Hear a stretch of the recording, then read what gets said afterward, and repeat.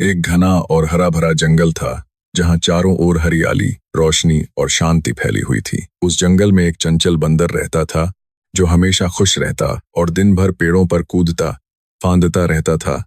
वह आजादी से जीता था और किसी पर जल्दी भरोसा कर लेता था। एक दिन उसी जंगल में एक जोगी आया। उसने साधु जैसे कपड़े पहन रखे थे, चेहरे पर मीठी मुस्कान थी और हाथ में एक छोटा सा थैला था। जोगी एक पेड़ के नीचे बैठ गया और बहुत शांत और नेक दिखाई देने लगा। थोड़ी देर बाद उसने अपने थैले से मिठाइयां निकाली और जमीन पर रख दी। बंदर ने दूर से यह सब देखा। उसने मन ही मन सोचा, यह आदमी तो बहुत नेक लगता है। जोगी ने प्यार से बंदर को बुलाया और अपने हाथ में मिठाई आगे बढ़ाई। बंदर धीरे धीरे पास आया, थोड़ी झिझक के साथ। जैसे ही उसने मिठाई खाई, वह बहुत खुश हो गया। उस दिन से बंदर को जोगी पर भरोसा होने लगा।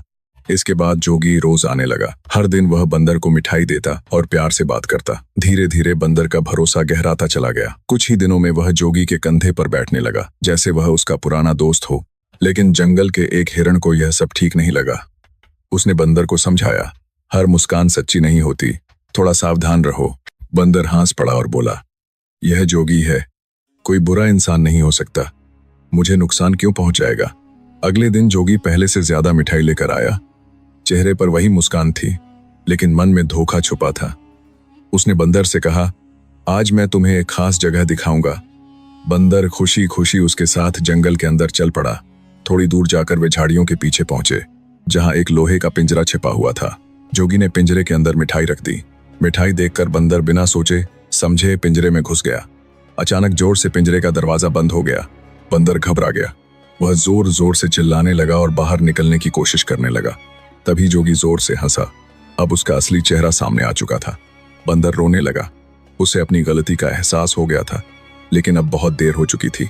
बंदर की आवाज सुनकर जंगल के जानवर इकट्ठा होने लगे। शेर, हाथी और हिरण सब वहां पहुंच गए। जंगल का सरदार, एक बुद्धिमान शेर, आगे बढ़ा। उसने जोगी से सख्ती से पूछा, क्या तुमने धोखे से बंदर को कैद किया है।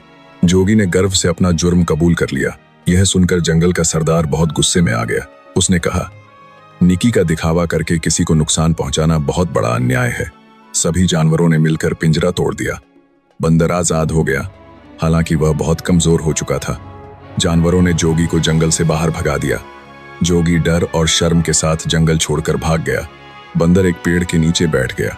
उसे अपनी गलती पर बहुत पछतावा हो रहा था। जंगल के सरदार ने उसे समझाया, सिर्फ कपड़े देखकर भरोसा मत करो, इंसान की असली पहचान उसके कर्मों से होती है।